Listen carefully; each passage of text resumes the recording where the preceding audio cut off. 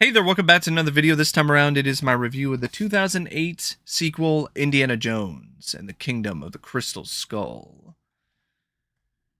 Now, to me personally, I think this film is criminally underrated. I think it's an overlooked gem.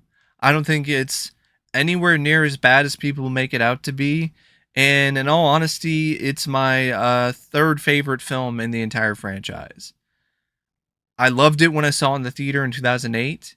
And each time that I watch this film, I see new things and see extra moments that I really appreciate and I enjoy. And I still have an immense amount of fun with this film. And I think it's not only one of the best adventure films and of that time period of the 2000s, but definitely one of the best adventure films when it comes to really anything that came after it. I think it's one of the last truly good, if not great, adventure movies. And it's definitely a hell of a lot better than Dial of Destiny, the fifth film in the franchise. Steven Spielberg comes back this time around for what I think he believed was one final adventure with this character. And as a result, it's like a really close friend just revisiting the past one last time. And I think it's honestly a special result. Spielberg's heart was definitely in this. I know people have said that his heart wasn't. I respectfully disagree. I think his heart was very much in this film because it's not like he was strapped for cash at this time. It's not like he was desperate by any means to do another movie. He just decided to do this film because he wanted to do another Indiana Jones movie. He thought it would be fun to do another one with Harrison and just go on one last ride. And the result is some of his best direction when it comes to this period of his career.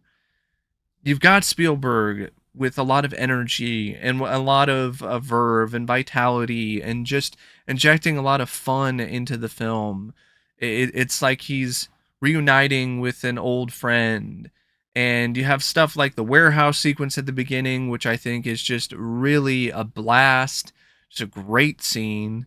Then you have other moments throughout the film that are also well shot and well put together. Yeah, some of the chase scenes maybe a little bit too long, but I still felt they had a good enough amount of pace to them and overall flow. And there's other scenes I really like. I really honestly love the nuke the fridge scene. A lot of people hate that scene. I think the hate on that scene is unbelievably overblown. And even if you don't like the scene, you have to admit Spielberg's direction in that sequence is spectacular. He did a damn good job shooting that sequence. I mean, the shot of Indiana Jones looking up as the atomic cloud is in the background is a breathtaking shot. And there's a lot of other shots throughout this film that are really impressive visually. So I don't really feel that Spielberg's direction is weak or uninspired like other people have made it out to be. No, I think his direction is great. I think it's honestly a little bit better than his direction in The Last Crusade. And I know some people want to crucify me for saying that, but I honestly feel that way. He shot a lot of different scenes in ways that were just really terrific. I love the sequence with the tomb where Indy and Mutt are going and they're trying to find the skull. I love the way that he shoots the set and works with the lighting. Even some of the other scenes, even prior to that, like the sequence at the prison where Oxley was held captive at one point. I love how mysterious and just eerie that whole scene is, and even some of the other action set pieces, like the whole chase with the motorcycle at the university.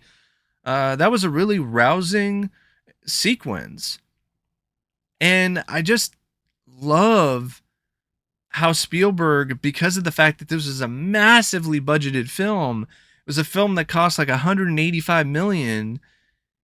He's able to work in this just immense and enormous sandbox. So you get these massive, giant sets that you did not see in any of the other Indiana Jones films, other than maybe Raiders with the Well of Souls.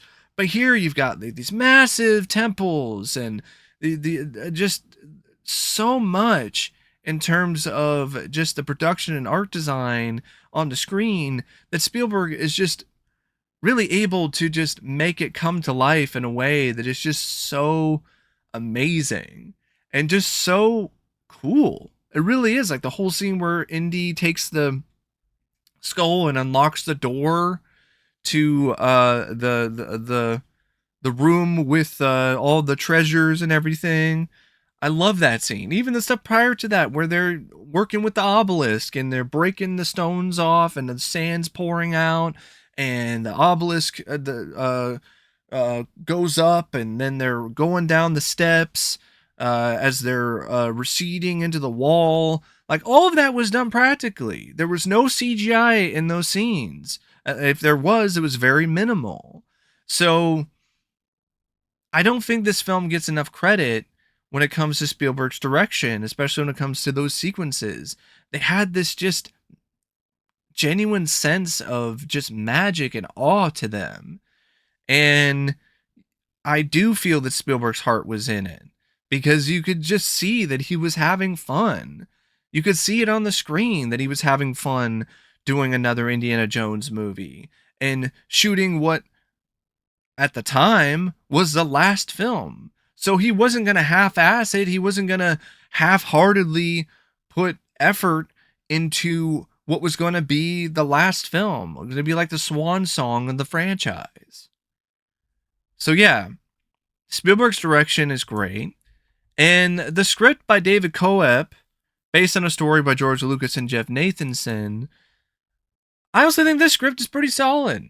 It's a hell of a lot better than its harshest critics make it out to be. Yes, there's some dumb stuff, like the stuff with Mutt swinging with the monkeys, some of the random shots of CGI animals, because Spielberg apparently liked groundhogs or gophers or whatever. Didn't need those. But I think the opening of the film is excellent. I think it's incredible. I think it's a really cool and awesome and badass way to reintroduce the audience and the fans to Indiana Jones. And I think you got a lot of fun callbacks. And it was just a really cool idea to have Indiana Jones involved in an action sequence in the warehouse at the end of Raiders of the Lost Ark. I thought that was a brilliant concept, and I thought the execution was really good. Where with Indy using the whip and punching people and having that whole moment where he doesn't quite time the whip right because he's rusty and he's older, and so he crashes into the truck. And just a lot of vintage, classic, great Indiana Jones stuff is in that opening scene in the warehouse. And then even other scenes throughout the script that aren't necessarily involving action, I thought they were intriguing enough. I think Coop did a great job giving Indiana a lot of moments where he's using his smarts and using his wit and using his intelligence and trying to find where the skull is, and working with Mud or working with other people to try to find out where the temple is and what they're gonna do next. And I think the decision to include Marion was a really good one. I just wish that Marion and Indiana could have been together a little bit earlier in the movie, but having her back was a really great idea, and it wasn't just cheap, useless fan service, because she had quite a few moments where she's actually the one that's moving the scene forward. She's the one that's, getting involved in a bit of a fight and holding her own. She's the one that's driving the truck or the boat. And I know some people don't like that whole scene with the three waterfalls. I never had a problem with it. I thought it was fun. And she has a lot to do in that scene. So it's not like it's one of those things where Marion's in the film, but it's just a short little cameo and she's just there for fan service. She has a decent amount of things to do once she's involved in the plot. I actually don't mind Mutt. I actually think Mutt as a character is not really that poorly written. The character isn't that annoying. The character doesn't really have a lot of elements or a lot of moments where he's insufferable. A character that shall not be named from Dial of Destiny. Uh, because if I mention that character's name, it's going to infuriate me. But yeah, it's not like that. So I don't understand the harsh criticisms against that character. I think a lot of it is just an extension of the fact that people don't like Shia LaBeouf. I think that's really what it is. The character is not a bad character. He doesn't upstage Indiana Jones. There's a couple moments where he calls him an old man, but throughout the film, he gains respect for Indiana and definitely a bit of admiration. And the two actually become a pretty decent pair when it comes to the scenes where they're working together and trying to find the skull. I don't mind Oxley either. I like that they have that connection with Indiana and a friend from the past or someone who worked as a colleague with him in archaeology. I don't mind how Oxley is connected to Mutt and Marion. I think that makes the character actually feel like there's something to this character that actually is relatively important in terms of not only just characterization, but kind of adding a little bit more depth to the film. And I know a lot of people have criticized Oxley because of the whole stuff where he's like crazy and whatever, but I never minded that either. It didn't really bother me. Mac, yeah, the whole double, triple agent stuff, that got a bit tiresome, but I still didn't hate that character. I thought there were some fun moments, some fun little bits of banter between Indiana and Mac. The whole double, triple agent stuff kind of added to some of those moments. You know, like Indiana says, I'm going to break your nose. Uh, and no, the character, you know, it wasn't like an amazing character. It wasn't on the same level as like Sala or anything, but the character was still decent enough. And I think the script did a fine enough job making the character have some chemistry or some connection to Indiana. And I think when it comes to like the set pieces, the action stuff, I think other than maybe the chase in the jungle being a bit overlong, or maybe there not being like maybe a one more action scene in the climax in the temple. I think the film has definitely enough exciting action moments. So it's not a letdown when it comes to that. I mean, you got the whole stuff with the opening scene in the warehouse. You got the fight with the guy with the chain. You've got the whole rocket car scene. You have the nuke the fridge sequence, which I never at any point hated. In fact, I always loved that scene. I loved it in the theater. I thought it was epic. I thought it was a really cool shot of seeing Indiana Jones standing in front of the atomic blast, and I still feel that way. And it's not nearly as unrealistic as people make it out to be in the first place. In fact, Mythbusters, I think they did an episode or some scientist did an article where he explained that technically you could potentially survive a blast like that in a lead line fridge. So scientifically, it technically was possible. But even if it wasn't, it's an Indiana Jones movie.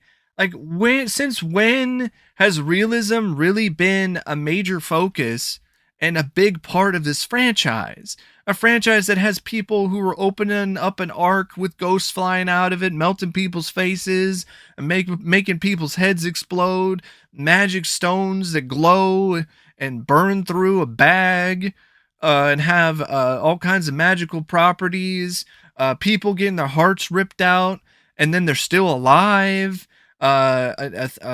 thousands of year old Grail Knight sequence where in Temple of Doom, Indiana and Short Round and Willie getting in a life raft and fall out of a plane, then land down a mountain, then wind up in a rushing river and they're fine. They survive like it's no problem. Or the sequence in The Last Crusade where the airplane crashes and it flies through the tunnel, and Indiana and his dad are in this car and there's a plane that's going by them, and it's going by at the same speed as they are, enough so the pilot can do a double take, and then the plane explodes. Like, that is all acceptable and fine and good, but nuking the fridge, that's a step too far? Bullshit. Bullshit. So, yeah, I never got that criticism. I didn't understand why that created a website that was inspired by that scene called Nuke the Fridge, so people could complain about unrealistic moments in movies, like one of the most pointless websites in the history of the internet. Like, who cares? Oh, a movie was unrealistic? Wow, what a crime. What a sin. Especially a franchise that is inspired by over-the-top adventure serials that were the epitome of unrealistic. The whole selling point of those serials was that the hero was involved in these unrealistic scenarios and somehow he found a way to get out of it. That was the whole selling point of them. So, not a big deal to me. Never was. I thought it was cool, and it was a well-executed sequence. There was a lot of tension in that scene leading up to the bomb, because you're like, oh my god, what is Indy going to do? How is he going to get out of this? And that ties into other criticisms that I don't get, like the whole 3 waterfalls thing. How is that any more absurd and unrealistic as the raft scene? Didn't have a problem with it. I thought it was a fun scene, especially due to the reactions from the cast as they're going over each waterfall. I know people have criticized the sequence with the quicksand. I thought it was fun because of the acting from Harrison Ford and Karen Allen, and just the idea of Indiana Jones having to use a snake as a rope to get out of quicksand. I thought that was rather fun. And the aliens, I don't mind as a MacGuffin. Could they have been explained a little bit better in terms of the interdimensional properties of these aliens? Yes. But not a lot of Indiana Jones films really had a lot of in-depth explanations for their MacGuffins. There's little hints here and there, but there's not a lot of it. I think people kind of don't realize that, or they over-exaggerate how in depth and how much detail these films had provided in terms of explanations for these MacGuffins, because the amount of explanations, the amount of depth for the MacGuffin here, the Crystal Skull, is just about as detailed as any of the other films in the series. So it's not like it's less detailed. And I still feel that it works. I thought it was interesting. Yeah, the ending with the UFO and with Spalko getting the knowledge and exploding, that felt a little like samey, kind of like they're trying to go the same route as Raiders. But at the end of the day, it still wasn't something that I had significant issues with. And even the UFO bit, I actually didn't mind that scene. I thought it was a nice bit of spectacle. It was a really cool looking shot. And it was a great instance of showing how Indiana was a man out of time. You know, he's this old-fashioned, old-school adventurer, and he's faced with the future. He's faced with something that really is not uh tied into his prime, or what he remembers, or uh things that are he has nostalgia for, or what he views adventure to be. So it was a different step in adventure for Indiana. It really made it even more special to me, because it wasn't just, oh, same, he's always just doing another artifact from the time of Christ or whatever. Like here, it's like, okay, he's encountering an alien artifact and interdimensional beings. Like that's different. Like that he's actually out of his comfort zone. And I think they could have maybe even worked with that even a little bit more. And even the villain, like, I actually don't mind the villain. I like Spalko. I think she's rather intimidating at times. I think the whole mind control stuff is very creepy, and I do like the inclusion of it in the film. I think the fact that she can actually hold her own with a sword is something that makes her a more memorable foe than some of the other lesser villains in this series. And I think she's honestly pretty underrated when it comes to a villain in this franchise. And she's a female character, but there's none of that woke bullshit in terms of the writing where they're just forcing a lot of identity politics into this character because she's a woman. She's a woman, but she's able to make her actions speak louder than words here. And as a result, it makes the character stand out more and actually have a more significant impact. And yeah, the swing of monkeys was dumb. I will give you that. The whole chase in the jungle was a bit too long. I will give you that. There are a few other moments, like some stuff near the climax, where it kind of dragged a little bit, but it more than made up for it to me in terms of the writing, because of a lot of the puzzles and a lot of the stuff that Indiana was using in terms of his knowledge to find a way to figure out where to take the crew next, or the cast next, and so on. And he also had that suspense of staying one extra step ahead of the villains. And I love the ending.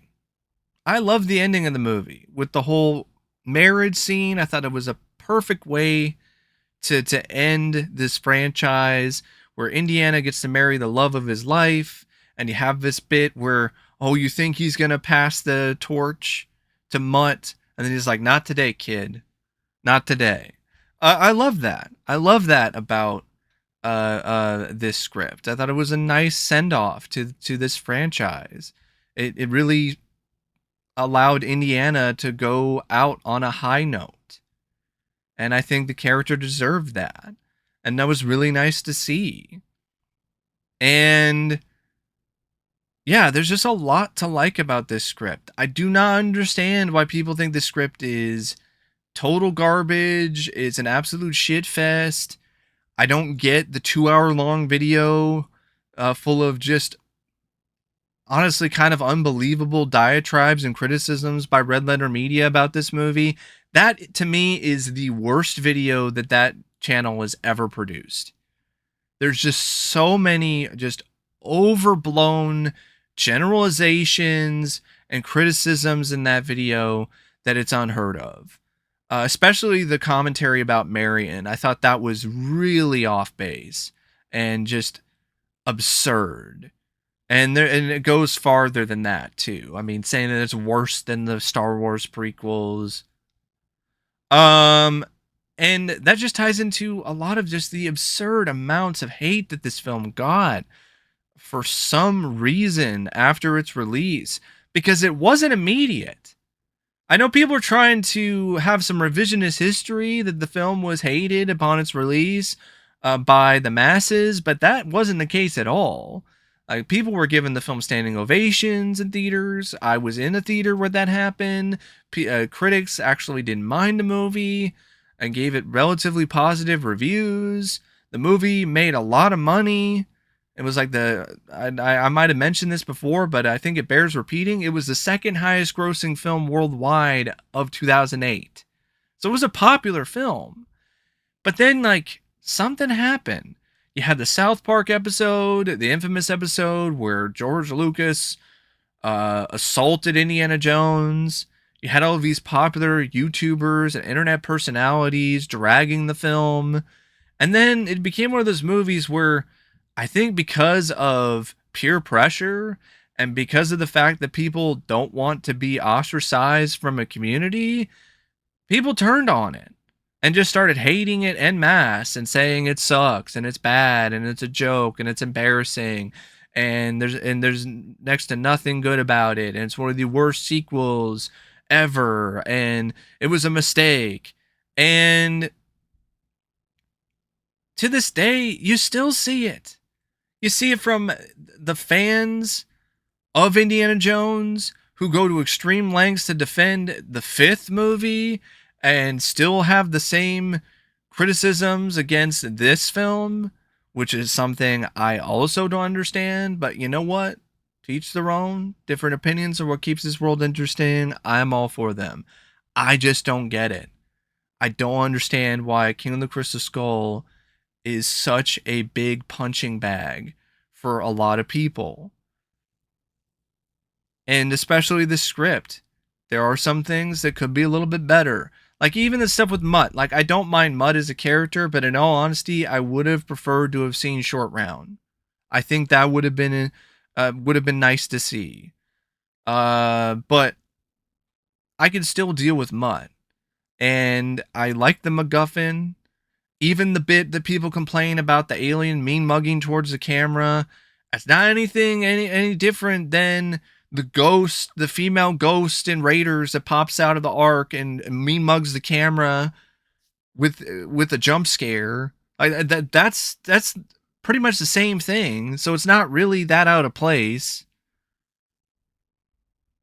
And yeah, the script, yeah, it could be a bit better at times, but I think it does a good job creating a fun B movie and putting Indiana Jones in it, which is really what the whole point of the film was, to be a fun throwback to the B movies of the 50s. And the cast, I think, is fantastic. I think this is a great cast. Harrison Ford, yeah, he's older. He's in his 60s. But man, he was still in really good shape for a man his age in this. And people like to say that it's so unrealistic and ridiculous that a man this age is doing all of this. But you got Michael Keaton playing Batman at 71 in The Flash. So it's not really that much of a stretch. Also, in this film, unlike Dial of Destiny, for instance, Harrison wasn't so old that he could barely move and he couldn't do anything involving action. There were some stunt people, but Harrison still did a lot. And what he was able to do here on screen is still admittedly pretty impressive for a man his age. And even though he's an older guy, he was still in really good shape and he still kicked ass. Indy was still a badass in this. And it was so wonderful to see because I love this character. And it wasn't like one of those things where he's older now and he needs a walker and he could barely even move. And it's not even believable at all that he's in a fight scene. Here, Harrison was in good enough shape where, you know what? It wasn't that implausible that he could win a fight. At least not to me personally. And speaking of fights, I forgot to mention when I was talking about the script, the ant sequence. I love that fight between Indy and the big Russian where, you know, he gets in the fight with the Russian and then punches him into the ants. That was a really welcome throwback to like the fight with the mechanic in Raiders. And good, and Harrison pulled that off really well in that scene. Yeah, he spent 3 hours a day at a gym. He practiced with a bullwhip for 2 weeks. He went on a diet. He just kept fit and he performed many of his own stunts. So Yeah, it was pretty incredible. I thought honestly it was a really great performance. He still had the same energy, the same charisma. This wasn't Harrison just playing Harrison wearing Indiana Jones's outfit, which is honestly what I felt with Dial of Destiny. Like here, it's still Indiana. You still have that Indiana Jones charm and that signature personality, and you didn't lose that despite all the years. Cate Blanchett, like I said, I thought she was intimidating. I thought she held her own when it comes to scenes with Harrison or other actors. Uh, you could tell that she had fun playing the role too. She did well when it comes to the physicality of the performance. Karen Allen was amazing and just instantly charming as Marion. She comes back and it's like she never left. Just really stepped into the shoes of this character and just embraced it. And you could tell that she was having fun playing this character again, and it just became so infectious, especially when it comes to the scenes with her and Harrison. And Ray Winstone was fine too. I didn't mind him as Mac. The writing wasn't the best of that character, but man, Ray brought as much as he could to that character. He There was a lot of energy that he brought to it. You could also tell that he was enjoying himself and he was having fun playing this role and being on this adventure, and that really did add to that particular performance. John Hurt as Oxley, even though throughout most of the movie he's just playing kind of a crazy old man, I thought it was rather convincing, and there was a certain amount of like comedy and just weirdness that I did appreciate about the performance and the role. Jim Broadbent, who plays the dean of the college, very underrated performance. I really like what he brought to that role and to the film, and it was a really strong replacement for Marcus Brody. He was a stand-in for Brody, and I bought that his character in Indiana had this years long relationship. And the reason for that is because of what Broadbent brought to that performance, despite him not really being in the film that much. He brought that authenticity to it and that sense of care. And Shia LaBeouf, it wasn't like spectacular, but he was serviceable. He was decent enough. I felt that he was fine and played the role of the greaser well. And I did like the scenes with him and Harrison, or the stuff with him and Karen Allen, and I felt he fit with them pretty well. So I don't think Shia was bad either. So yeah, overall, I do. I think it's a really good cast. And the cinematography by Janusz Kaminski, I love. There are some really just gorgeous looking shots in this film, and that just really do showcase the wonder and awe of a adventure, of a larger than life adventure. And the editing by Michael Kahn. Once again, the man is a master, and this film is no exception. The editing in this is top notch, top flight, just worthy of a top man in the industry. And the score by John Williams. I will say this: I don't think the score has as many memorable new bits of music as the other three films, but it still is a good score. It still meshes well with the movie and with the tone. The Indiana Jones theme is still as rousing and as exciting and as adventurous as ever.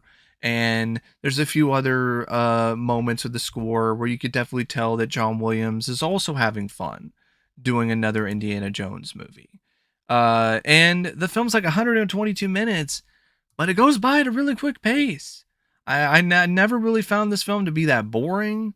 I always find it to be an entertaining, fun watch each time that I see it. So it's a well paced film. It's got a lot of action, a lot of intrigue. You got Indiana Jones being up front and center and being in the film a lot and doing a lot, and a lot of it is done for real, and there's real stunts, and there's also a lot of real practical effects and sets, a lot more than people give this film credit for. I mean, even the Crystal Skull in most of the scenes, it's a real looking skull, because it was actually a real creation. It wasn't just made in CGI. It wasn't fake. I thought it was a really cool looking prop as well. Had a very ethereal, just uh, creepy, otherworldly quality to it. It definitely did look like something from another world. And yeah, there's some CGI in it, and some of it hasn't aged well, like the gophers and the monkeys and all of that. But there's some other CGI that I think looks pretty damn good, like the spaceship at the end or the atomic bomb blast. Um, and a lot of it's used sparingly. They only use CGI when they absolutely had to. Otherwise, they shot everything that they possibly could on an actual set or a soundstage, and I think that that's something that is kind of a lost art nowadays, and that's something that's definitely missing in a lot of adventure movies lately, and definitely in Dial of Destiny, because most of that movie is shot behind a green screen. But anyway, I really don't know what else to say about Indiana Jones and the Kingdom of the Crystal Skull, except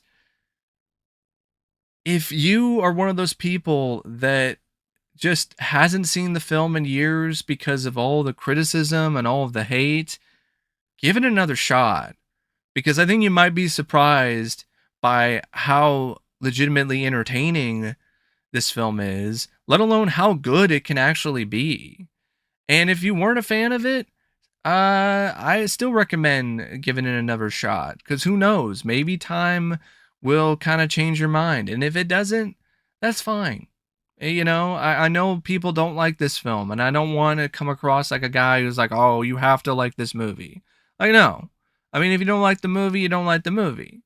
But if you think the film sucks because of Shia swinging with monkeys and there's aliens and it's unrealistic, that is kind of where I draw a bit of a line, because to me, that's unfair. That's unfair to this film. That's unfair to any film when it comes to criticizing it, let alone saying that's the reason why an entire movie is bad. If you don't like those scenes, that's one thing, because I don't like some of those scenes. But that doesn't mean that the film is bad. It just means you don't like those scenes. So maybe there's more to this film than you might realize if you just give it a chance. But anyway, that's my thoughts and my review of Indiana Jones and the Kingdom of the Crystal Skull. And until next time, I'll see you later.